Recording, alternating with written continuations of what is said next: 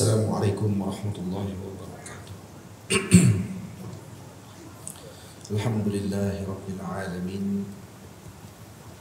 Wassalatu wassalamu ala asyrafil mursalin Sayyidina wa nabiyyina Muhammad ibn Abdullah Rasulil Amin wa ala alihi wa ashabihi wa man tabi'ahum bi ihsanin ila yaumiddin.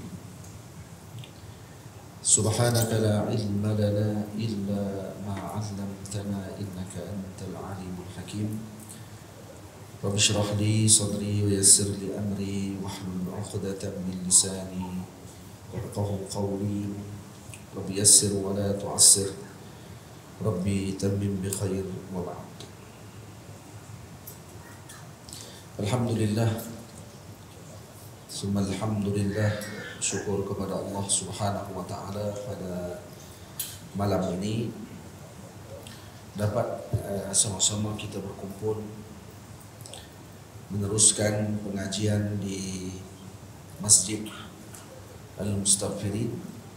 Saya muliakan pengurusi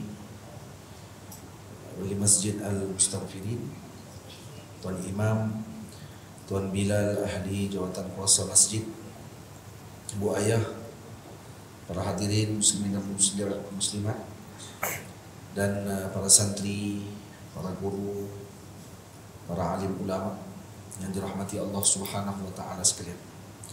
Kita panjatkan setinggi syukur kepada Allah Subhanahu wa taala kerana dengan limpah kurnia dan izin daripada Allah pada malam ini dapat meluruskan pengajian di masjid ini. Dan insyaAllah kita akan memulakan kitab baru bagi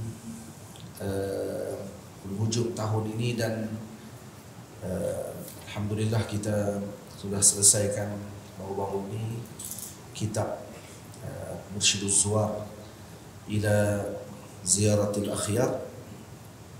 Dan pada pertemuan kali ini, dan insyaAllah berterusan sehinggalah selesai kitab ini, insyaAllah kita akan membahaskan kitab yang dikarang oleh Al-Imam Az-Zarruq rahimahullah ta'ala, yaitu kitab yang ada di tangan ibu ayah semua sekarang ini, Risalatul Usul. Dalam ini ada dua kitab. Yang pertama Risalatul Usul karangan Al-Imam Zarruq rahimahullah ta'ala, dan kitab yang kedua yang ada di dalam kitab ini adalah Hikam Qurdiyah, Hikam Al-Imam Al-Qurdi rahimahullah ta'ala. Jadi kita akan baca Risalatul Usul karena saya di Kuala Nerang, di Surau Taman Akasia, di itu Masjid Muazzam Shah, Masjid Daerah Padang Terap. Saya baca kitab Hikam Qurdiyah. Jadi ada rakamannya dan ada live bagi pengajian tersebut. Dan Risalatul Usul kita bercadang untuk baca di sini insyaAllah sehingga selesai. Kitab ini tidak terlalu panjang, tetapi melihat kepada syarahan, bagaimana syarahannya nanti insyaAllah. Jadi saya mengambil pada permulaan, coba tengok dulu mukadimahnya. Bismillahirrahmanirrahim. Jadi kitab ini adalah kitab tasawuf, kitab tasawuf, yaitu khusus bagi usul di dalam tariqah Al-Imam Abu Hasan Asy-Syadzili rahimahullah ta'ala. Jadi kalau kata kita melihat apa yang dikarang oleh Al-Imam Az-Zarruq rahimahullah ta'ala, yang salah seorang daripada pemuka besar, alim kabir, arif billah, yang meneruskan tariqah Asy-Syadziliyah. Dan dalam kitab ini beliau senaraikan usul bagi tariqah Syadziliyah secara khusus dan secara umumnya jalan-jalan kesufian yang lain. Jadi kalau kita melihat secara umumnya, sebelum saya baca kitab ini, bahawa kitab ini terbahagi kepada beberapa perbahasan yang penting untuk seseorang yang mempelajari ilmu tasawuf untuk mengetahuinya, dan khususnya kepada ahli tariq. Ini orang yang masuk ke dalam tariqah. Jadi kalau melihat kepada usul tariq, usul perjalanan yang dijelaskan di dalam risalah Zarruqiyah ini, yaitu risalah Imam Zarruq ini, maka dilihat Al-Imam Zarruq rahimahullah mengambilnya daripada kajian dan pengajian serta amalan yang beliau lakukan khusus bagi jalan-jalan kesufian atau turuk sufiyah, tariqah-tariqah yang terdahulu dan yang sezaman dengan beliau.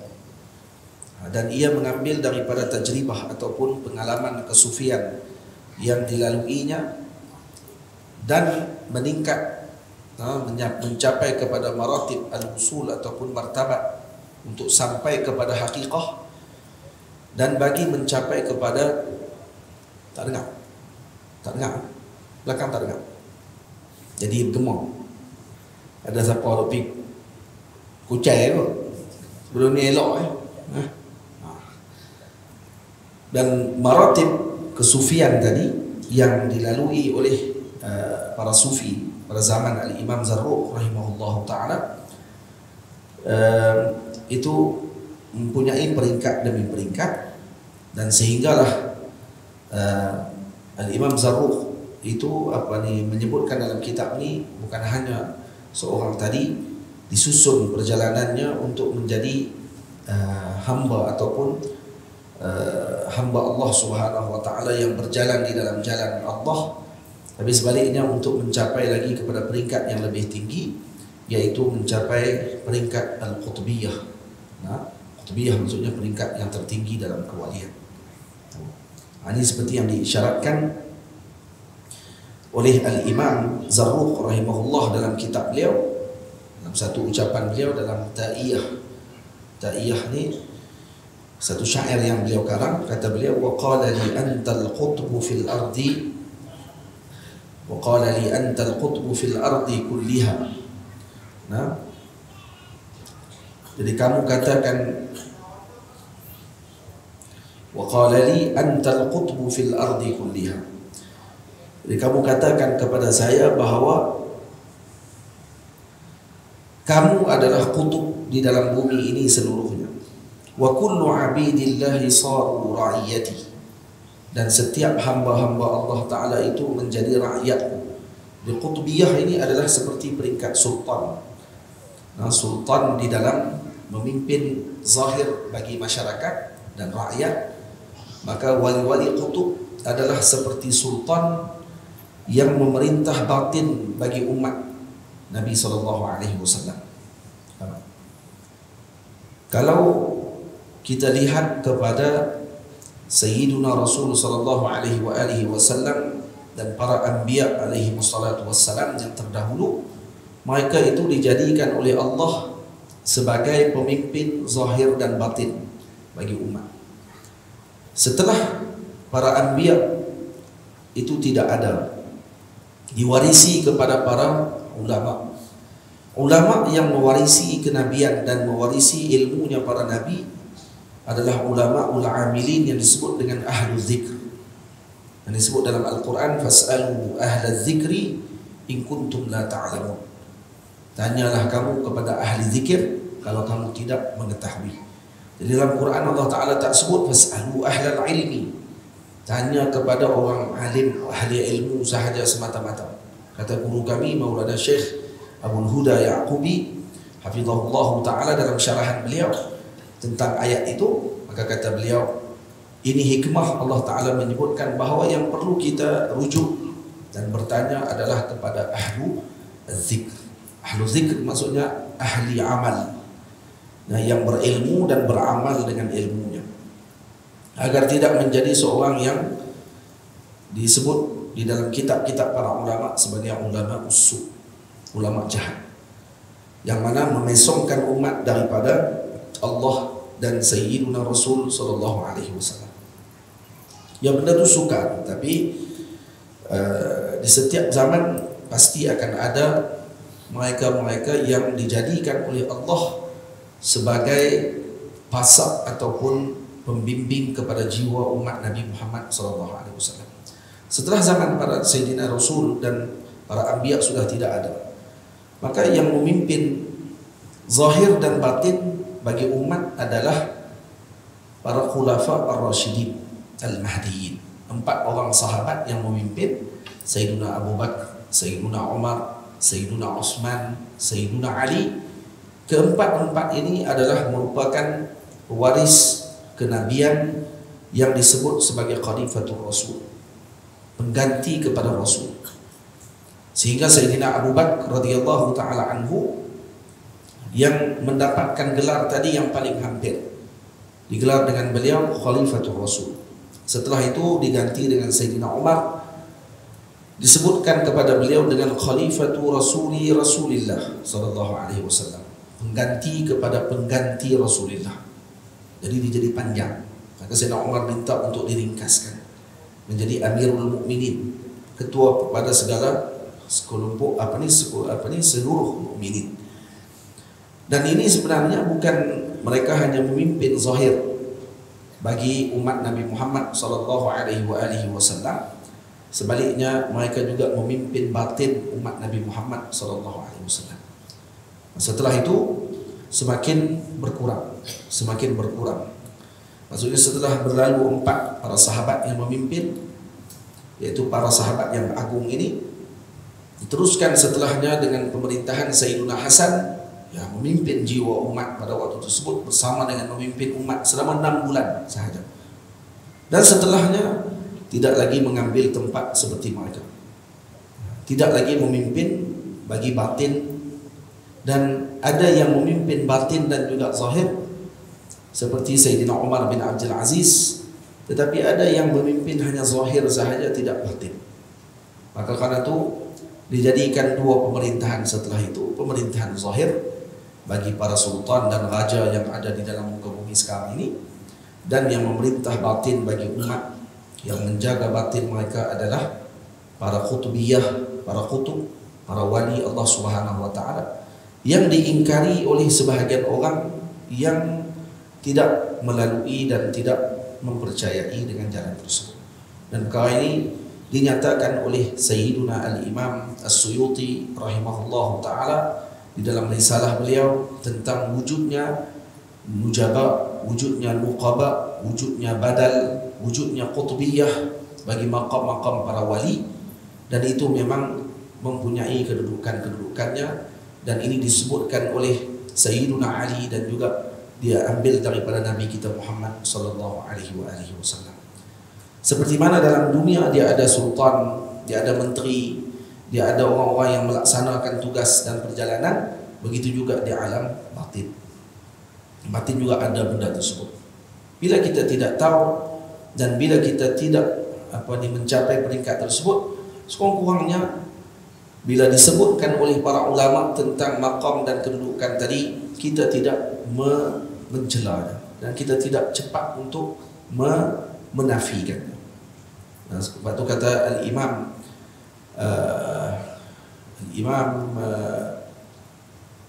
Kibritul Ahmar Sayyidina Ibn Arabi At-Tai rahimahullahu ta'ala, Syekhul Akbar, mengatakan bahawa tasdiqu bina wilayah, membenarkan bagi kami, maksudnya membenarkan apa yang kami ucapkan, kata Sidi Sidi Muhyiddin Ibn Arabi, membenarkan yang kami ucapkan, mengiyakan apa yang kami katakan, itu adalah ainul wilayah, itu adalah kewalian.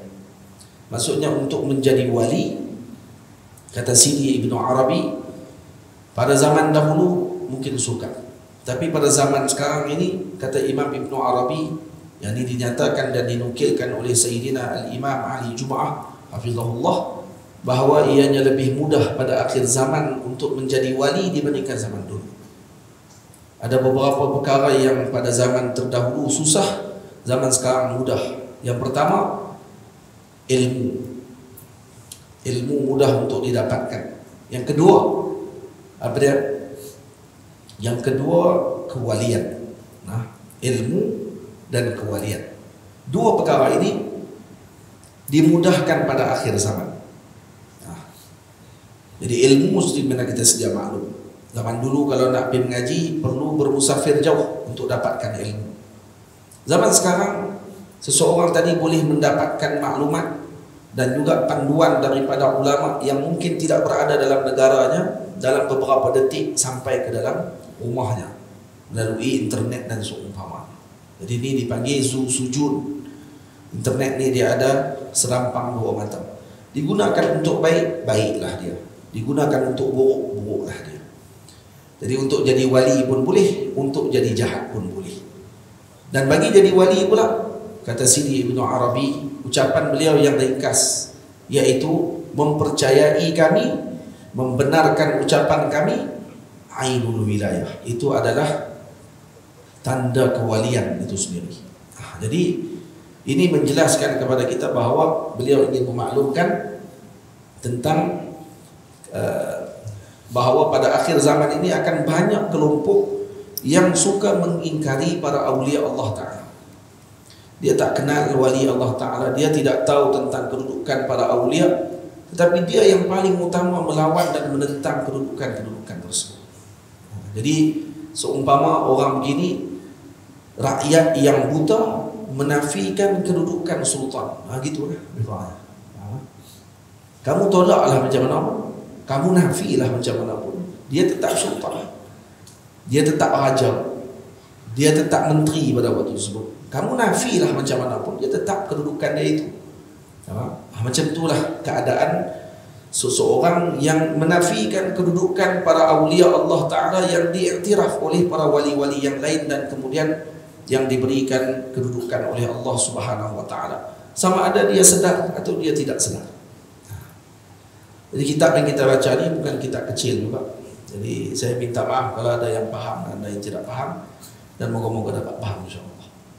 Jadi dia Risalatul Usul ini adalah karangan yang disusun oleh Al-Imam Abu Hasan Asy-Syadzili, Al-Imam Zarruq Al-Fasi rahimahullahu ta'ala, yang nama beliau Abul Abbas Ahmad bin Ahmad Al-Burnusi Al-Fasi, yang terkenal dengan gelaran Zarruq.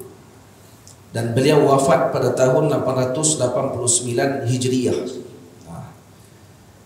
Dan sanad saya bersambung dengan beliau. Kalau dilihat pada muka surat yang kedua, muka surat saya Muhammad Nazrul Abdul Nasir Al-Azhari. Al-Azhari itu adalah gelar bagi tempat pengajian saya. Saya di sana 16 tahun mengaji, tidak mengaji, kita kata 16 tahun duduk di sana. Nak kata mengaji lagi, bukan 16 tahun penuh, 24 jam mengaji. Tapi kenapa boleh dikira juga? Kerana tidurnya penuntut ilmu juga pada ketika menuntut ilmu, kalau dia mati waktu itu pun mati syahid. Maknanya apa? Maknanya hal dia waktu itu masih dalam menuntut ilmu. Jadi bukan mesti hal keadaan 24 jam menuntut ilmu tadi dengan makna dia tidak tidur selama 16 tahun.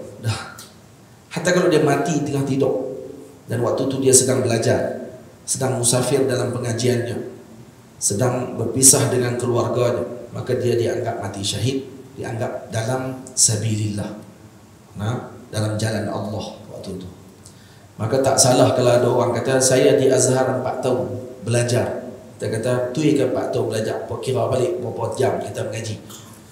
Kita kata kalau kira macam tu memang tak ada siapa mengaji. Kalau dikira macam tu tak ada siapa mengaji dalam dunia ni. Jadi kita kata kira dengan husnuzan dan baik sangka. Dan Nabi kita Muhammad sallallahu alaihi wasallam telah memberikan jalan keluar bagi kefahaman tersebut. Maknanya kalau orang tadi mati, Amirul, dia bagi mati sebelum mati, dia bagi dalam sufi dia bagi mati sebelum mati, dia bagi fana qabla al-maut. Tu contoh dari Amirul tadi lah. Tu kalau tidak tu dapat pahala tu. Tapi tak pergi kamera lagi ada masalah, tak tahu. Baik. Saya Muhammad Nazrul Abdul Nasir Al-Azhari Al-Azhari itu adalah nisbah tempat mengaji saya, yaitu di Al-Azhar Al-Syarif. Al-Syafi'i mazhabnya saya. Al-Syadzuli atau Syadzili tariqahnya saya. As-Siddiqi, yaitu cabang daripada Syadzili. As-Siddiqi Ad-Darqawi. Darqawi juga cabang kepada tariqah Syadziliyah. Jadi telah mengambil tariqah Syadziliyah, Siddiqiyah, serta turut bersambung sanadnya dengan Al-Imam Zarruq rahimahullah melalui jalan yang pertama. Saya mengambil dengan Sayyidi Abul Hasan Nuruddin Ali Ibnu Jum'ah Ibni Muhammad Ibni Abdul Wahhab Syafi'i Al-Misri hafizahullah ta'ala.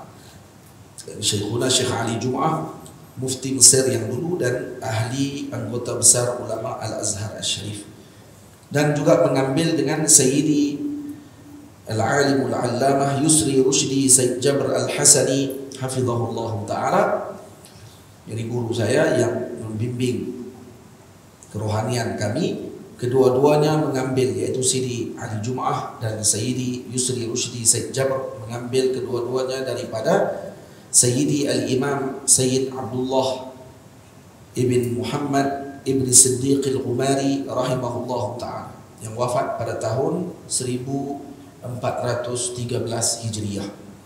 Dan beliau mengambil daripada, jadi Sidi Abdullah mengambil daripada ayahanda beliau Sayyidi Imam Abi Abdullah Muhammad Ibn Siddiq Ibn Ahmad Ibn Abdul Mu'min Al-Ghumari Al-Syarif Al-Hasani, wafat pada tahun 1354 Hijriah. Dan beliau mengambil daripada Sayyidi Al-Imam Muhammad Ibn Ibrahim Al-Fasi, wafat 1326. Dan beliau mengambil daripada Sayyidi Al-Imam Abdul Wahid Bannani, wafat pada tahun 1285 Hijriah. Beliau mengambil daripada Sayyidi Al-Imam Muhammad bin Ghali Ayyub, wafat 1273 Hijriah. Beliau mengambil daripada Sayyidi Al-Imam Ahmad Ibn Abdul Mu'min Datuk Syekh Muhammad bin Siddiq, di datuknya beliau, wafat 1262 Hijriah. Beliau mengambil daripada Sayyidi Al-Imam Al-Arabi Ibn Ahmad Ad-Darqawi. Ini kami sanadnya Darqawiyah, sambung ke sini, yaitu wafat pada tahun 1239 Hijriah. Beliau mengambil daripada Sayyidi Al-Imam Ali Jamal Al-Imrani, wafat 1194 Hijriah. Beliau mengambil daripada Sayyidi Al-Imam Al-Arabi Ibn Ahmad Ibn Abdullah 1164 Hijriah. Beliau mengambil daripada Sayyidi Al-Imam Ahmad Ibn Abdullah, wafat 1120 Hijriah. Beliau mengambil daripada Sayyidi Al-Imam Qasimul Khassasi, wafat 1083 Hijriah. Beliau mengambil daripada Sayyidi Al-Imam Muhammad Ibn Abdullah Al-Fasi wafat 1062 Hijriah. Beliau mengambil daripada Sayyidi Al-Imam Abdul Rahman Ibn Muhammad Al-Fasi, wafat 1036 Hijriah. Beliau mengambil daripada saudaranya Sayyidi Al-Imam Yusuf bin Muhammad Al-Fasi, wafat 1013 Hijriah. Beliau mengambil daripada Sayyidi Al-Imam Abdul Rahman Al-Majzub 976 Hijriah, wafat. Beliau mengambil daripada Sayyidi Al-Imam Ali Ad-Dawwar, wafat 947 Hijriah. Beliau mengambil daripada Sayyidi Al-Imam Ibrahim Ifham Az-Zarhuni, wafat 926 Hijriah. Beliau mengambil daripada Sayyidi Al-Imam Zarruq Al-Burnusi, wafat 899 Hijriah. Ini sambung ke sini, yaitu dengan saya menyambung kepada beliau melalui 18 jalan, 18 perantaraan. Sama? Kalau 18 jalan, 18 perantaraan. Dan beliau Al-Imam Zarruq mengambil dengan Sayyidi Al-Arif Kabir Abil Abbas Ahmad Ibn Uqbah Al-Hadrami, wafat 895 Hijriah. Beliau mengambil daripada Sayyidi Abi Zakaria Yahya Ibn Ahmad 857. Beliau mengambil daripada Sayyidi Al-Imam Ali Wafa 807 Hijriah. Beliau mengambil daripada ayahandanya Sayyidi Al-Imam Muhammad Wafa 765 Hijriah. Beliau mengambil daripada Sayyidi Al-Imam Abi Sulaiman Daud bin Umar Al-Baqili, wafat 733 Hijriah. Dan beliau mengambil daripada Sayyidi Tajuddin Ahmad Ibn Muhammad Ibn Abdul Karim Ibn Ata'illah As-Sakandari, pengarang hikam Imam Ibnu Athaillah Sakandari. Jadi sanad saya bersambung sampai kepada Sidi Ibnu Athaillah melalui 24 jalan. Dan ada sanad yang lain melalui mimpi, yang itu diambil daripada Sidi Ahmad Abu Bakar Al-Malibari melalui beliau seorang, sambung terus dengan Sidi Ibnu Athaillah. Tapi sanad mimpi tak dipakailah oleh para muhaddisin, cuma kita kata ada min qabil syaraf, untuk mulia saja. Sebab Sidi Ahmad Syekh Ahmad Abu Bakar Al-Malibari guru kepada Ustaz Bashir Al-Azhari, sahabat saya, dan beliau juga pernah istijazah, itu mengambil ijazah untuk saya. Jadi sebab itu saya sambung terus dengan beliau, karena Ustaz Bashir pernah jumpa dengan Sidi Ahmad Abu Bakar Ahmad, dan Sidi Abu Bakar Ahmad bagi ijazah kepada saya juga. Jadi turut sambung juga dengan beliau terus. Walaupun saya tak pernah jumpa dengan beliau, tak sempat bertemu secara berdepan dengan beliau. Moga-moga sempat bertemu dengan beliau, amin ya rabbal alamin. Dan cerita ini berlaku ketika mana kami baca hikam di Masjid Sidi Ibnu Athaillah, di depan maqam Sidi Ibnu Athaillah bersama dengan Maulana Syekh Yusri, Maulana Syekh Usamah Al-Azhari, Maulana Syekh Muhanna, kalau tak salah saya, Syekh Jamal Faruq turut hadir. Dan waktu majlis pengajian tersebut dibaca daripada awal sampai selesai hikam, kemudian para guru memberikan ijazah dan Maulana Syekh Usamah menceritakan kisah yang sangat menarik, yaitu ketika Sidi Abu Bakar Ahmad datang ke Mesir dan beliau pergi ke maqam Sidi bin Athaillah dan kemudian bertawassul di situ. Beliau mufti India, mufti kerajaan India, dan bertawassul dan kemudian minta izin kepada Sidi Ibnu Athaillah As-Sakandari untuk diberikan ijazah kepada beliau dengan kitab yang beliau karang, yaitu hikam. Karena kata beliau, saya telah mengajar kitab Tuan Guru, kitab Syekh selama 30 tahun di pondok saya di Malabar di India. Jadi bila balik ke India, dalam perjalanan balik katanya sampai di Dubai kalau tak salah saya, ataupun di Qatar, dia bermalam di sana, bermimpi bertemu dengan seorang yang yakin dalam hati beliau itu adalah Sidi Ibnu Athaillah As-Sakandari. Dan maka dia pun minta izin untuk mendapatkan ijazah secara langsung. Maka Sidi Ibnu Athaillah dalam mimpi tadi mengatakan kepada beliau, boleh dengan syarat tidak tinggal tahajud. Syarat dia tak tinggal tahajud, baru sambung. Maka dia pun kata kepada Sidi Ibnu Athaillah, dia kata, wahai Tuan Guru, saya ni anak murid saja ada berapa belah ribu orang, yang tiap-tiap hari saya kena pergi tengok mereka di pondok, di universiti itu, di tempat pengajian yang dia pimpin. Berbelah ribu pelajar, besar semua tempat dia.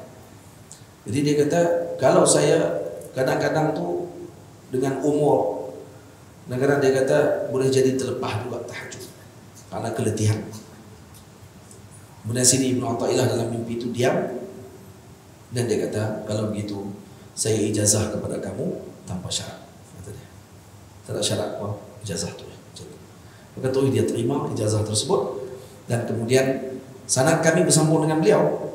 Saya ambil dengan Sidi Abu Bakar Ahmad, dan beliau sambung terus dengan Sidi Ibnu Athaillah. Dengan sanad itulah. Sanad itu sanad mimpi. Sanad mimpi ya di sisi para muhaddisin tidak terima, tapi dia panggil sanad syaraf, dan ini bukan hadis. Disanad dengan kitab. Dan mimpi para ulama itu adalah salah satu daripada misyar, dan jangan dinafikan terus dengan mimpi dan dianggap mimpi ini sebagai mainan tidur semuanya. Kalau tidak, Nabi tak suruh untuk seorang tadi mentafsirkan mimpi. Itu disebut dalam hadis, Nabi mengatakan bahawa mimpi umatku ini adalah 1/46 kenabian. Maksudnya ada juga nisbah wahyu itu ada. Maksudnya ada petunjuk wahyu juga sikit. 1/46 kenabian. Apa makna 1/46? Faham gelok hadis ni. 1/46 ni isyarat daripada Rasulullah bahawa permulaan yang Nabi dapatkan wahyu daripada Allah adalah melalui mimpi terlebih dahulu. Faham? Permulaan. Baik, permulaan yang nak kira 1/46, macam mana boleh mai 46 tu? 46 kerana permulaan mimpi Nabi 6 bulan yang pertama. 6 bulan yang pertama sebelum turunnya Sayyidina Jibril memeluk Rasulullah, Nabi mimpi dulu setiap malam bahawa akan ada persediaan kekuatan bagi kerohanian Rasulullah untuk diterima wahyu. Jadi Nabi dah nampak dalam mimpi, dan disebut dalam hadis mislu falaqis subh. Mimpi Nabi itu seperti subuh yang terang benderang.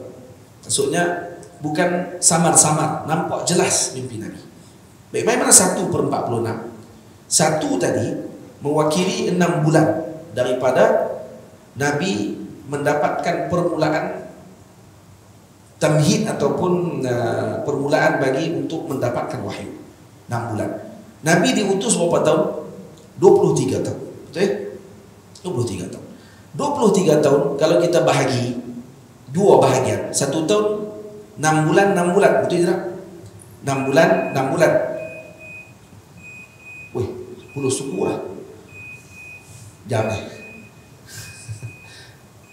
Azan ke tuih? Tuih. 6 bulan, 6 bulan. Betul ya? 6 bulan, 6 bulan jadi 1 tahun. Faham ke tak? 23 tahun. Kalau bahagi 6 bulan, 6 bulan, 6 bulan, 6 bulan, 6 bulan, 6 bulan, 6 bulan, 6 bulan. Jadi berapa? Kali 2 lah. Jadi berapa? 46. Jadi Nabi kata mimpi adalah 1/46. Jadi 6 bulan daripada 23 tahun. Nampak tak ni? Fikirlah zaman ni kan lebih saya fikir. 6 bulan, 6 bulan jadi 1 tahun. Jadi kali dengan 23 kali 2, sebab 23 tahun kali dengan 2 bahagian jadi 46 bahagian. Jadi 1/46. Jadi kalau orang tanya kat kita lepas ni, mai mana 1/46 tu? Itu kiraannya. Cara kira dia macam tu. Jadi 6 bulan pertama Nabi datang dengan apa? Didatangkan kepada Nabi dengan mimpi. Betul ajaib, ada sebahagian tariqah seperti Khalwatiyah, Jarrahiyah yang dipimpin oleh Syekh Jarrahi daripada Turki, kemudian diwarisi kepada para murid beliau, dan antara mursyid dia sekarang ni di Amerika Syarikat namanya Syekh Robert Frege, orang putih. So Islam nama orang. Kita kalau kira orang baru masuk Islam nama Robert Frege, dia kata ni mu'allaf tu. Itu mursyid tu. Dia bukan mu'allaf. Kita ni yang mu'allaf ni. Tapi tak nampak apa lagi ni. Jalan pun tak nampak kat mana lagi. Nafsu pun duk tinggi lagi kuat. Amarah bisuk tu. Robert Frege masuk Islam tahun 1980. Tahun 1985 dilantik menjadi syekh bagi tariqah Khalwatiyah Jarrahiyah oleh guru beliau Muzaffar Razak.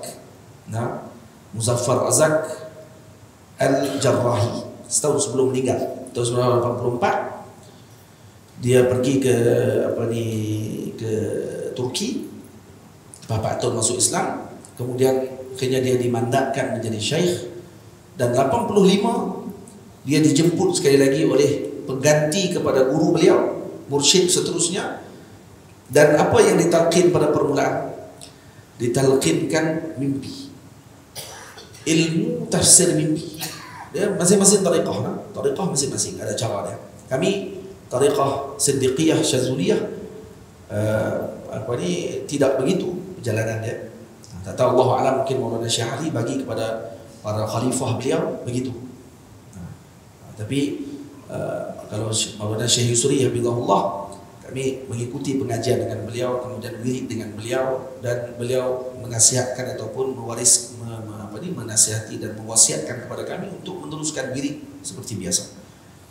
Lepas tu kita kalau kata dalam tariqah apapun, kalau kita masuk, mula saja kita bai'ah dengan guru kita tadi. Kalau kami dalam tariqah Syaziliyah tidak ada bai'ah. Kami sebahagian ada bai'ah, tapi kalau saya dalam Siddiqiyah Syazuliyah yang diambil daripada Maulana Syekh Ali dan juga Maulana Syekh Yusri, Syekh Yusri sendiri dia dengan bahasa mengambil wirid, akhzul wird. Jadi saya salam dengan Maulana Syekh Yusri, dan kemudian dia memberikan wirid kepada saya sebagai ijazah. Kemudian beliau mengizinkan saya pula untuk mengijazahkan kepada orang lain. Jadi saya membawa tariqah tersebut di pondok saya. Di Zawiyah kita bawa Siddiqiyah Syazuliyah. Dan saya tabarrukan dengan tariqah Syattariyah yang saya ambil dengan guru saya Maulana Mbah Kiai Ahmad Zabidi hafizahullah taala daripada Yogyakarta, yaitu tariqah Syattariyah Giri Layar, Giri Loyo di Yogyakarta. Juga saya ambil juga tariqah tadi dan tabarrukan dengan Maulana Mbah Kiai Ahmad Zabidi hafizahullah taala. Jadi sebahagian orang ketika dia mengambil tariqah, seperti macam tadi saya sebutkan tadi, Syekh Robert Frege, dia ambil dengan guru beliau dan guru beliau mentalqinkan kepadanya dengan ataupun mengajarkan kepadanya untuk tafsir mimpi. Jadi pertama yang saya ajarkan kepada kamu, kemudian dia suruh nganga mulut kamu, kemudian ditiupkan dalam mulut, tiup yang tu je. Dan kata dia balik saja daripada Turki sampai sahaja di Amerika. Ajaib, dia kata, saya boleh tafsir mimpi. Semua yang datang tanya kepada saya mimpi, saya boleh maklumkan. Kata perjalanan dia begini. Ajaib, dia kata, ini izin daripada syekh, ini luar biasa. Syekh izin daripada mursyid, ini luar biasa. Kata beliau. Dan beliau ada kurang kitab Sufi Talk, perbicaraan kesufian, dipanggil sohbat dalam bahasa Turki. Dibuat perhimpunan pada setiap malam Selasa, kalau tak silap saya, mereka akan berkumpul dan dia akan bagi ucapan, dan ucapan dia luar biasa. Dan dikarang dan ditulis dalam satu buku, tajuknya Sufi Talk. Robert Frege, PhD dalam bahagian psikologi di Rusty, kalau tak silap saya, di Columbia, di California.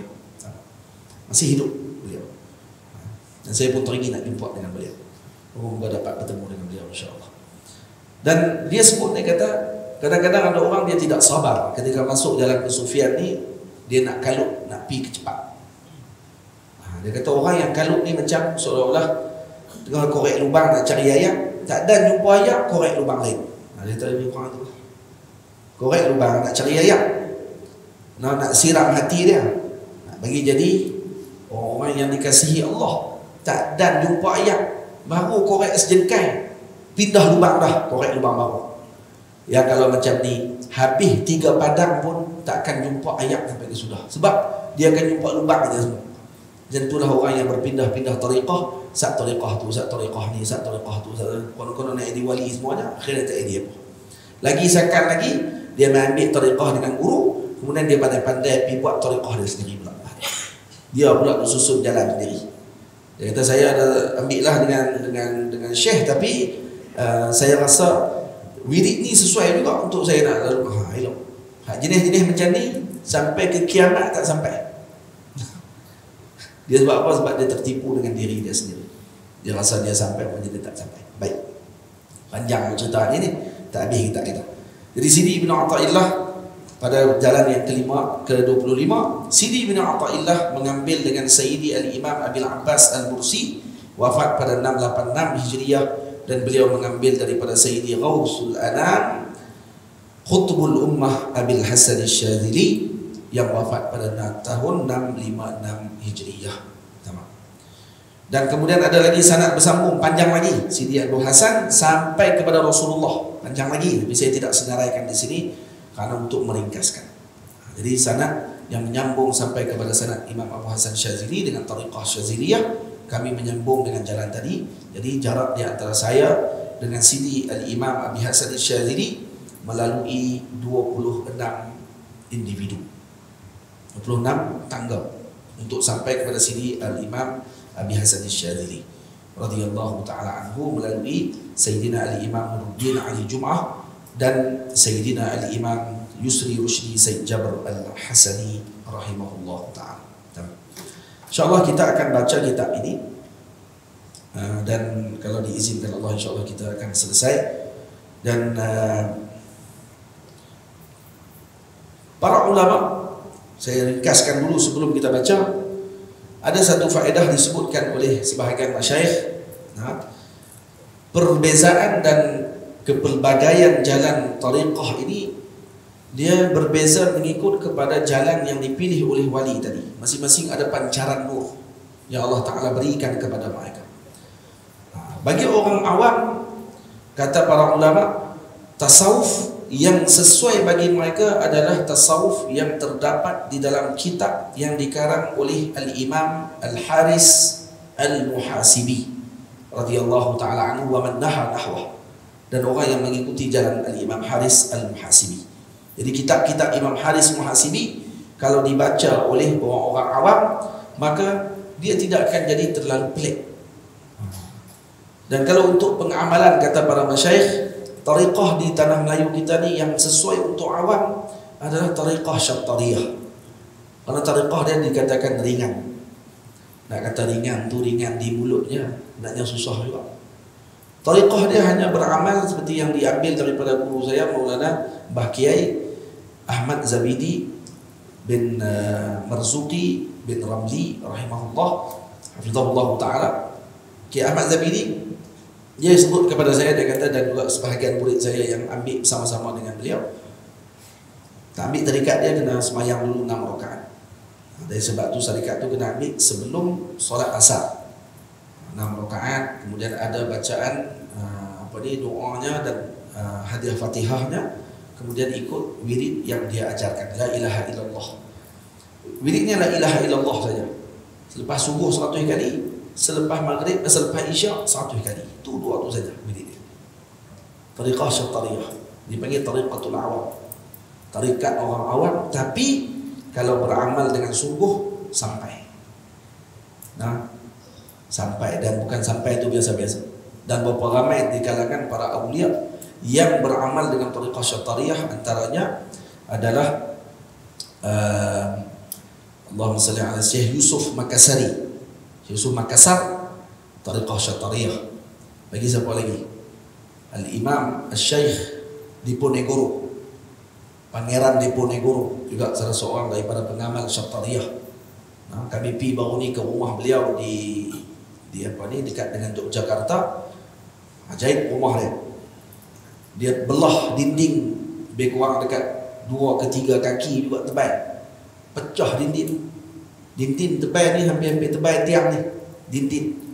Masa dikepung oleh Belanda, dia dengan kuda dia, masa nak lari keluar daripada rumah tu, terpaksa tempuh dinding, dan dia boleh tempuh dengan bau dia. Pecah dinding tu, tebal dia dekat tiang tu. Sekarang. Dan beliau adalah salah seorang daripada mursyid tariqah Syattariyah, Pangeran Diponegoro. Jadi orang awam, tasawuf yang sesuai bagi mereka yang terkandung dalam kitab Imam Haris Muhasibi. Dan bagi faqih, orang yang faqih pula, tasawuf yang dibawa oleh Al-Imam Ibnul Hajj dalam Madkhal Ibnu Hajj. Nah, itu untuk orang-orang faqih. Bagi muhaddis pula, nah, adalah tasawuf yang dikarang oleh Al-Imam Ibnul Arabi Al-Maliki dalam kitabnya Siraj. Dan bagi abid adalah tasawuf yang disebutkan oleh Al-Imam Al-Ghazali dalam Minhajul Abidin. Itu bagi abid. Bagi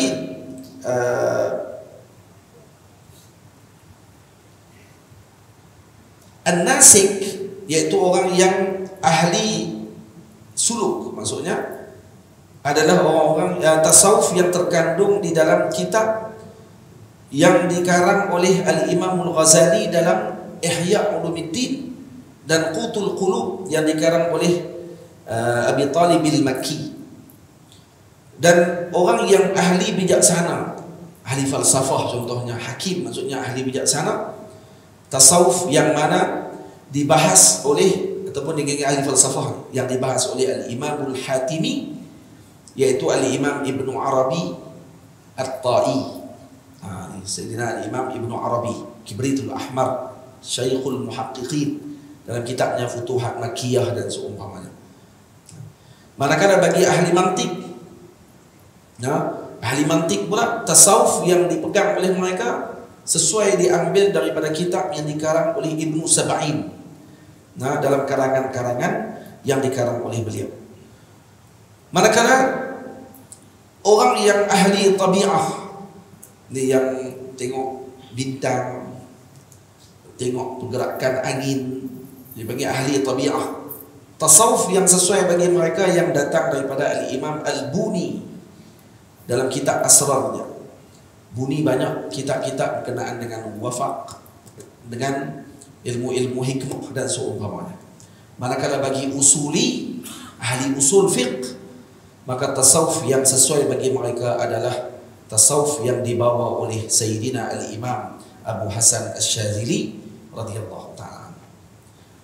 Lepas tu kata Maulana Syekh Yusri hafizahullah, tariqah Syadziliyah ahlinya yang memimpinnya kesemuanya adalah fuqaha usuli, dan kesemuanya adalah wali-wali Allah Ta'ala yang alim zahir dan batin, haqiqah dan syariah.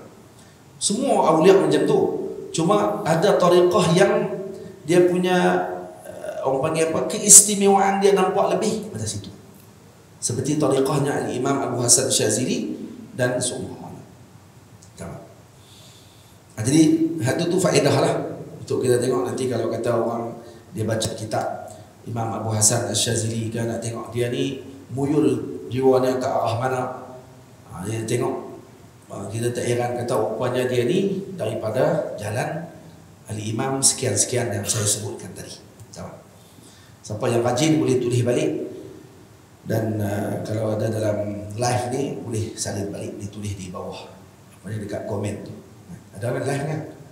Mirun? Baik, 8.30 lah, sikit lagi kita ambil masa. Baik, kita baca juga muqaddimah agar tidak terkejut. Lagi dia kata syarah apa ni kitab tak baca pun. Dia kalut nak baca kitab, dia tak faham pun lagi. Ini yang saya bagi tahu tadi itu sebagai muqaddimah kepada perbahasan. Sebab kitab yang kita nak baca ni, walau namanya risalah, tapi kerana dia dikarang oleh imam yang agung, iaitu Al-Imam Az-Zarruq, Imam Zarruq, minta maaf dia tak ada alif lam, no? Imam Zarruq rahimahullahu ta'ala wa radhiya anhu, maka kita tidak boleh pandang kecil dengan apa yang dikarang oleh beliau. Bismillahirrahmanirrahim. Qala Syekhul Imam, qala Syekh Al-Imam Zarruq radhiyallahu anhu, usul tariqatina khamsatu asya'. Usul atau akar utama bagi tariqah kita ada 5 perkara. Tengok. Yang pertama beliau menyebutkan usul tariqatina. Apa makna usul? Usul itu maknanya ialah asas yang berdiri di atasnya binaan. Jadi asas binaan bagi tariqah itu 5 perkara. Itu makna dia. Jadi tidak akan terbina binaan melainkan dengan adanya asas. Maka 5 ini dianggap seperti 5 tiang asas yang diletakkan sebagai, kalau bahasa kontraktor dipanggil piling utama. Ini asas paling utama diletakkan untuk dinaikkan bangunan yang indah. Masjid kita nampak keluar cantik, elok, tapi orang tak nampak yang asas yang waktu ketika dikorek, waktu nak buat piling tu. Hak tu sebenarnya perlu kuat sebelum dinaikkan bangunan yang tinggi. Lagi tinggi bangunan, lagi asasnya semakin kuat. Faham? Lepas tu makin tinggi orang tadi irtiqa untuk naik ke hadratillah, maka perlu baginya asas yang kuat. Kalau tidak nanti dia akan terbalik tumbang dan dia akan jadi susah. Maka usul ataupun akar utama bagi tariqah. Dan Syekh kata apa? Tariqah ni maknanya apa dia? Tariqah ada nahjul qaum. Nah, ataupun manhaj qaum yang mana mereka berjalan dan bergerak untuk mencapai kepada hadratillahi subhanahu wa ta'ala, untuk mencapai ke hadrat Allah subhanahu wa ta'ala. Dibagi tariqah. Jadi kita ni nak menuju kepada Allah ni macam kita sedang mengikuti satu jalan. Dia ada jalan apa ni? Dia ada jalan Imam Abu Hasan Syadzili. Jadi Imam Abu Hasan Syadzili, contohnya Imam Abu Hasan Syadzili, dia dah tebah dah jalan tu. Dia ada tariqah Sammaniyah, ditebas oleh Sayyidi Samman. Ahmad Samman dah tebah dah jalan tu. Kita lalu je jalan tu. Ambil sahaja pokok yang dia tanam di tengah-tengah tu, petik sahaja dia punya buah-buahan dan juga apa yang telah dia tinggalkan dan kemudian dia ada tinggalkan pula dalam perjalanan tadi checkpoint ataupun tuan-tuan yang akan bawa kita dalam perjalanan tersebut. Bawa ikut jalan itu. Ada jalannya, jalan yang dibawa oleh ataupun yang dibuat oleh An-Naqsyabandi. Imam Sidi Bahauddin Naqsyaband. Tamam, Naqsyaband dinamakan dengan Naqsyaband. Kenapa? Karena Naqsyaband, kata ulama, Naqsyaband karena waktu dia zikir kuat Allah, Allah, Allah. Ni sampai keluar ni dekat dada dia ni tulis Allah. Keluar tulisan tu di dada dia. Dan bila dibuka bajunya, maka orang tengok nampak tulisan tadi jelas. Tulisan Naqsya jelas ban. Naqsyaban, Naqsyaban jadi Naqsyabandi. Sebagai kata macam tu. Jadi disebut oleh guru kami Maulana Syekh Yusri Habibullah. Sebabkan kerana keluar tulisan tadi sampai zahir dengan kuatnya ingatan beliau dan hadirnya Allah tadi menyebabkan hadir tulis di dada beliau. Maka disebut dengan Naqsyaban, Naqsyaban. Orang pepekat sebut kata tulisan telah jelas, maka disebut dengan Naqsyabandi. Tamam? Sebahagian kata macam tu. Baik. Jadi bila Syekh sebut usulu tariqatina, usul tadi kita dah syarah apa dia maknanya, tariqah kita dah sebut tadi, dan beliau menyandarkan pula dengan menyebut tariqatina, jalan kami, tariqah kita, tariqah kami. Ini isyarat kepada benarnya jalan dan tahqiq nisbah tariqah tadi kepada diri beliau. Imam Zarruq ni bukan orang calang. Ini adalah muhaddis usuli dan luar biasa keilmuan beliau. Dan beliau ada syarah kepada Sahih Al-Imam Al-Bukhari sebanyak berapa puluh jilid. Saya ada kitab tu di maktabah saya. Syarahan Bukhari bagi Al-Imam Zarruq rahimahullah. Dan tidak syak lagi bahawa Al-Imam Zarruq radhiyallahu taala anhu nisbahnya kepada mazhab ataupun tariqah Al-Imam Abu Hasan Asy-Syadzili, dan jalannya Al-Imam Zarruq adalah isi atau intipati kepada jalanan Syadziliyah. Jadi kami, kalau kata saya sendiri, yang mengikuti tariqah Siddiqiyah adalah melalui jalannya Sidi Ahmad Zarruq rahimahullah ta'ala. Dan kemudian beliau menyebut,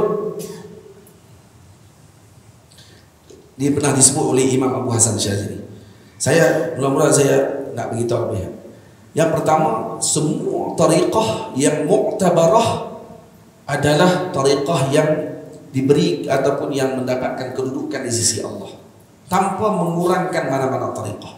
Kesilapan besar kepada sebahagian ketika mana dia mensyarahkan tariqahnya, dia memperkecilkan tariqah yang lain. Na'udzubillahi min dzalik. Guru saya Maulana Syekh Yusri sangat melarang dengan perkara tersebut, juga Maulana Syekh Ali Jumaah. Karena itu dalam bacaan tariqah ataupun ratib Fatihah yang kami sering baca, kami akan baca Al-Fatihah li ashabi turuq ataupun Al-Fatihah li silsilati atau li jami'i silsilati Syadziliyah, kepada seluruh silsilah Syadziliyah, dan wa jami'i turuqis Sufiyah, dan seluruh turuq Sufiyah. Dari tariqah-tariqah tidak ada sikit pun yang dikecualikan. Jadi jangan salah faham. Bila saya duk syarah pasal tariqah Syadzili tadi, depa kata tariqat dia ajalah, tu dah bukan tu maksud saya. Ini kita sebut ni sebab kita baca kitab ni, untuk kita tahu usul tariqah yang dipegang, dan kebanyakan tariqah adalah hampir sama pada usulnya. Tidak ada perbezaan yang besar. Dan Imam Abu Hasan Syadzili, Imam Zarruq pernah kata, man halafa anna tariqat asy-Syadziliyah 'alaiha bawatinus sahabah radhiyallahu ta'ala anhum ma hanasa fi yamini. Sesiapa yang bersumpah, dia sumpah, dia kata tariqah Syadzili ini di atasnya ada apa? Ada batinnya para sahabat Nabi radhiyallahu alaihim ajmain. Maksud tariqah Syadziliyah ni menghasilkan hal batinnya para sahabat Nabi.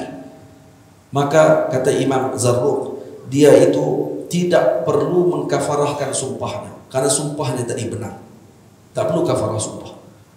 Punya Abang kata benar dengan ucapan tersebut. Dan kemudian kata beliau, usulu tariqatina khamsatu asya, 5 perkara. Jadi 5 ini kembali kepada usul itu sendiri. Dan 5 usul ini disusun oleh beliau dengan pilihan beliau, pilihan Imam Zarruq sendiri. Bukan dengan maksudnya mesti macam tu saja. Tak. Karena ada sebahagian masyayikh boleh jadi berbeza pandangan tentang 5 ini.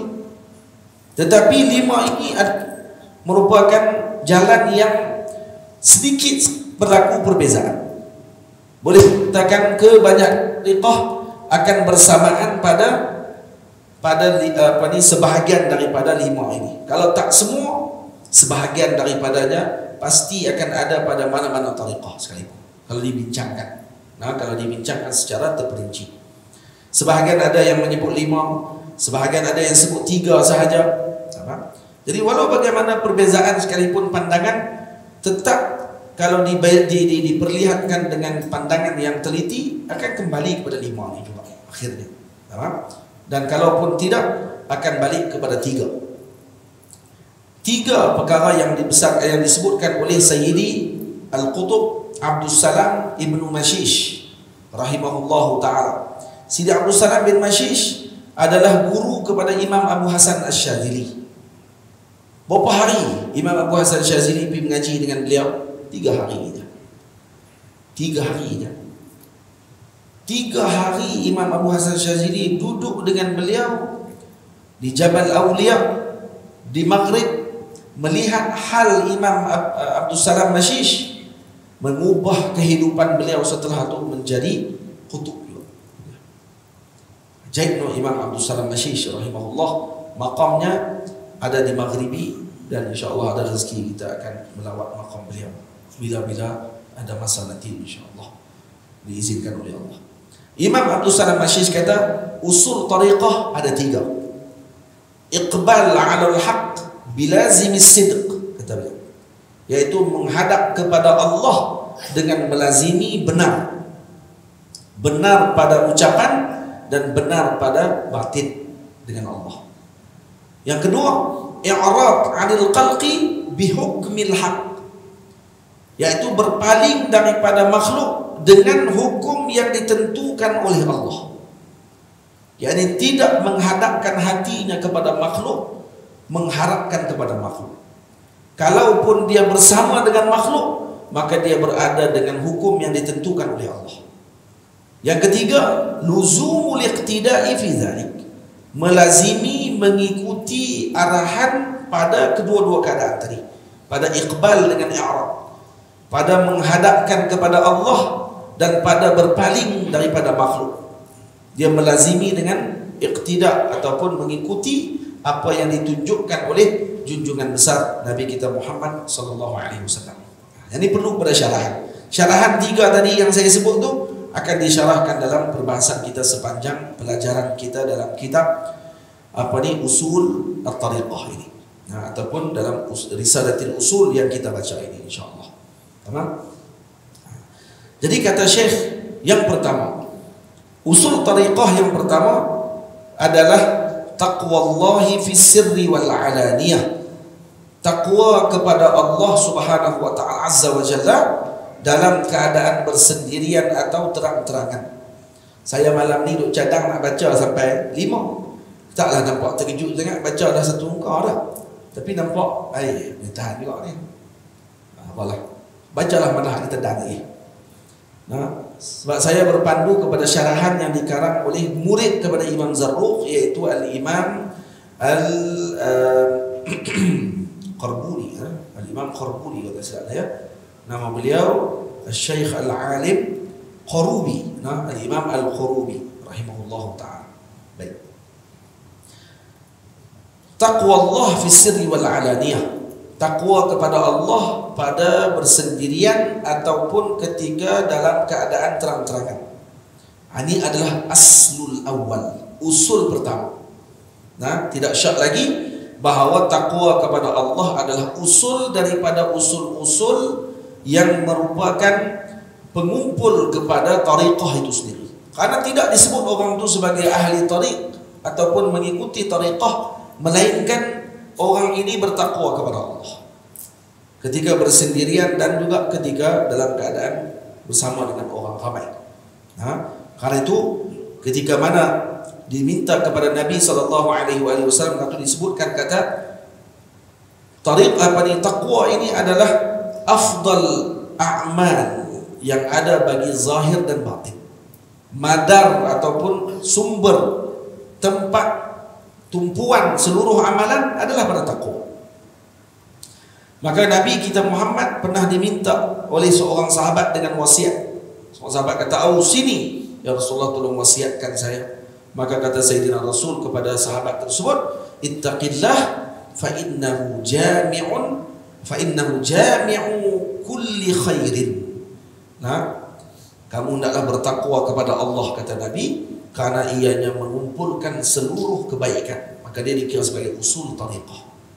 Aslun min usul tariqah. Asal bagi usul tariqah adalah takwa. Fi sirri wal alaniyah, sir yaitu yang disembunyikan oleh hamba dalam halnya, dalam dada. Manakala alaniyah pula apa yang dizahirkan olehnya ketika dengan aqwal dan af'alnya, perbuatan dan ucapannya. Jadi takwa tadi perlu dihadirkan. Takwa ini adalah daripada wiqayah, yaitu menjaga. Jaga benar tadi pada ucapan kita dan perbuatan kita dan juga pada dalaman kita. Jangan ucapan kita seperti ahlullah, dalaman kita adalah ahlus syaitan. Tak kena sekali. Taqwa fi sirri wal alaniyah. Jadi sir wal alaniyah ini bukan sir tadi dengan makna, bukan dengan makna itu saja, dengan makna duduk belakang orang kena takwa. Tak. Hatta batin dia yang tidak dilihat oleh manusia pun bertakwa pada waktu ketika tersebut. Karena hamba dituntut untuk kita bertakwa kepada Allah dalam seluruh amalannya. Dan kalau tidak ada takwa pada amal, pada zahir, maka dia akan jadi ma'lulah, dia akan jadi pincang. Manakala kalaulah hal dalaman kita ini tidak ada takwa, kosong daripada takwa, maka akan madkhulah, akan masuk sesuatu yang tidak benar dalam hatinya pada waktu tersebut. Yang itu akan mudah untuk dia jadi penipu, dan juga dia akan ditipu halnya tadi oleh syaitan. Jadi takwa ini ada banyak bahagiannya mengikut kepada maqam. Takwa ahli maqam Islam. Kita ni maqam mana, tengok lagi. Kita perhati balik, tengok kita ni di maqam mana. Tak payah letak tinggi-tinggi sangat. Tak kira rasa kemah pula. Maqam mana kita ni? Kalau maqam ahli Islam, takwanya adalah hifzul jawarih, menjaga anggota daripada mukhalafat, daripada melakukan perkara yang bercanggah dengan syarak, dan menjaga daripada dimurkai Allah. Yang ni yang disebut oleh Allah dalam Quran, fattaqullah mastata'tum. Fattaqullah mastata'tum dalam surah At-Taghabun ayat 16 itu dituju kepada siapa? Ditujukan kepada ahli maqam al-Islam, maqamul Islam. Jadi wajib bagi orang yang maqamul Islam ini, maqam di Islam. Betul kita kata di maqam iman, maqam Islam, maqam iman dan maqam ihsan. Itu dalam hadis Jibril yang dia tanya, ya Rasulullah, Sayyidina Jibril tanya kepada Nabi, ya Rasulullah, mal Islam? Nabi pun jawab, al-Islam kaza wa kaza kaza wa kaza. Kemudian Nabi ditanya lagi, dan dia sebut sadaqta, benar. Kemudian tanya lagi, mal iman? Nabi pun jawab, al-iman kaza kaza kaza kaza. Sadaqta. Satu Sayyidina Umar kata, ajibna lahu yas'aluhu wa yusaddiquhu. Dia yang tanya, dia yang membenarkan, seolah dia dah tahu dah jawapan dia. Kemudian dia tanya, mal ihsan? Maka Nabi kata, an ta'budallah ka'annaka tarah, fa in lam takun tarahu fa innahu yaraka. Sayyidina Jibril jawab, tak, sadaqta. Tak. Ya. Karena maqam tu maqamnya Rasulullah. Nah, Sayyidina Jibril tak jawab dah waktu tu. Dia kata, "Sadaqta." Karena kalau Sayyidina Jibril jawab "Sadaqta", Sayyidina Jibril dah sampai maqam tu. Dah, sekarang ni Nabi maqamnya lebih tinggi dari Sayyidina Jibril. Sayyidina Jibril menyerahkan kepada Nabi jawapan tersebut. Nampak? Selepas maqam ihsan tu, barulah ditanya alamat kiamat. Ajaibnya zaman kita dah, maqam ihsan tak sampai, dia syarah alamat kiamat tu macam dia tengok kiamat dah. Betul tak tahan? Dia buat ceramah kiamat ni macam kiamat esok nak jadi, takut habis orang dengar. Sopankan dia tengok kiamat tu. Dia maqam Islam pun tak lepas lagi. Faham? Dan hak tu yang paling seronok untuk orang dengar. Tak tahu. Kalau buat ceramah apa yang paling orang dengar? Alam barzah dengan alam kiamat. Sebab apa? Sebab semua orang tak nak tengok. Jadi orang nak dengar. Tapi cuba syarah tentang solat, fardu zakat, lagi bab wudu. Tak ada lalu dah. Padahal tu pun tak betul lagi. Sebab tu tak sampai-sampai. Wudu dia buat apa pun tak kenal-kenal lagi. Lepas tu nak sampai kot mana? Akidah dia duk pergi mengaji, dia tok guru duk mengajar sifat 20 pun dia tak faham-faham sampai dah. Bukan faham saja, dia tak beramal lagi pun. Beramal macam mana dengan sifat 20? Baik beramal dengan sifat kudrahnya Allah, beramal dengan sifat wahdaniyahnya Allah Ta'ala. Bagaimana kita nak beramal dengan sifat wahdaniyah? Wahdaniyatul af'al, wahdaniyatu al-zat dengan wahdaniyatu as-sifat. Tidak berbilang pada zat, tidak berbilang pada sifat, dan tidak berbilang pada af'al. Tang af'al saja kita dah jam dah. Main tang bila sebut kata yang hanya memberikan sesuatu hanya Allah, yang berkuasa hanya Allah, yang menjadikan Allah, yang tidak memberikan Allah, yang menghalang Allah. Lah kali bila makhluk tak dapat duit gaji, dia ni tak mau masuk kat kubur lagi. Dia terlupa yang halang tu Allah. Dia tak nampak Allah tu, nampak tokek dia waktu tu. Dia nampak bos dia marah waktu tu. Faham? Kalau kereta dia kena langgar sikit calak, masa tu lupa Allah. Keluar-keluar tu jadi marah habis semua waktu tu. Tapi cuba kalau dia pandang kata yang jadikan semua tadi Allah. Jangan ada keluar waktu tu. Dia kata saya marah tadi kenapa? Ghalabatul hal, itu hal wali pula. Tapi tak boleh buat-buat lah. Jadi dia kata saya memarah ni Allah yang telah memberikan kepada saya kemarahan. Kemarahan ni dia sandak semua ke Tuhan. Kemarahan tu pun. Orang meminta duit sumbangan, dia tidak bagi. Tapi orang ni main dia bagi. Hak ni dia tak bagi. Kenapa tak bagi? Kedekut? Tak. Bukan bakhil. Karena tidak ada ismullah al-bakhil. Yang ada adalah ismullah al-mani' yang menghalang. Jadi dia menghalang saja untuk bagi kepada orang ni. Karena tajalli ismul mani' kepada dia. Dia tak kedekut. Dia cuma mani' saja. Dia tak bagi ke orang ni, bagi ke orang ni. Boleh jadi tak? Boleh jadi. Ini sebab tu kitab ni kalau nak faham tu kena baca satu kitab lagi. Tu dia lah. Kitab apa? Kitab Sidi Abdul Wahab Syarani. Baca kitab tu. Tapi kitab tu kalau saya buat main baca, insya-Allah 20 tahun tak habis. Sebulan kali yang ni pun satu, takwa Allah tak habis gini. Kitab Sidi Abdul Wahab kami dah baca di pondok di Zawiyah 3 tahun. Tu pun baca Najmi. Boleh Najmi. Sudah sedar? 3 tahun baca tu pun ada culang-celik baca. Sebab keluar lah apa semua sekali. Sebab baca biasanya waktu petang. Jadi masa kadang-kadang tu tidak dibaca kitab tadi. Tapi kalau baca sekali saja, dia teringat sampai 2-3 minggu. Sebab apa nak baca balik tu tadi, hak tadi pun tak ramai lagi. Tahu? Kitab tu saja 2 jilid. 1 jilid dekat 500 muka surat. 2 jilid dah 1000 lebih muka surat. Kalau baca kitab tu agak bila nak habis ke? Tu saya teringin nak ringkaskan kitab tadi buat dalam bentuk yang lebih mudah kepada masyarakat untuk beramal dengan kitab tadi. Sebab lagi kalau sampai kepada ni sampai kepada ittiba'u sunnah fi aqwali wal af'al. Yang kedua, usul kedua ni syarahan bagi yang sesuai untuk baca kitab ni Seolah-olah macam kita kata macam ni lah, untuk mengikuti Al-Quran dan Sunnah, mengikuti Sunnah pada ucapan dan perbuatan pada usul kedua adalah dengan merujuk kepada kitab tersebut secara keseluruhan. Jadi seolah-olah macam kita bila baca je sampai tang kedua ni, berhenti dulu, jangan sambung lagi, baca kitab tu dulu sampai khatam, sambung pula ayat ketiga. Seolah-olah macam tu. Hak ni kalau kata nak buat, boleh buatkan di masjid agak-agak macam tu.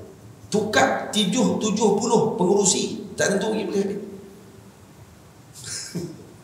Tu imam sini berganti, meninggal pun setengah, tak habis lagi tentu kitab tu. Kitab tu ajaib betul, tuan kena baca. Tapi nak baca macam mana kalau tidak ada guru? Kitab tu, kitab Sidi Abdul Wahab ni kitab yang agung. Semua kitab dia macam tu. Saya dah bawa satu kitab dia, puan nak suruh ambil. Betul baca muqaddimah dia saja pun dah pelik dah. Kitab Wazifah ni disyarahkan oleh seorang alim. Ni kitab ni adik saya bawa balik daripada Mesir. Kitab tulisan tangan. Ni kalau tuan-tuan nak tengok, tapi tak boleh pegang lah. 4 orang pegang rosak kitab saya ni. Kitab ni kitab lama di umur dah berapa ratus tahun. Tengok balik di belakang. Yang ajaib yang kita tak akan dapat melainkan dengan membuka khazanah yang telah ditinggalkan. Wassalamualaikum warahmatullahi wabarakatuh. Kita bertemu pada bulan hadapan insya-Allah taala.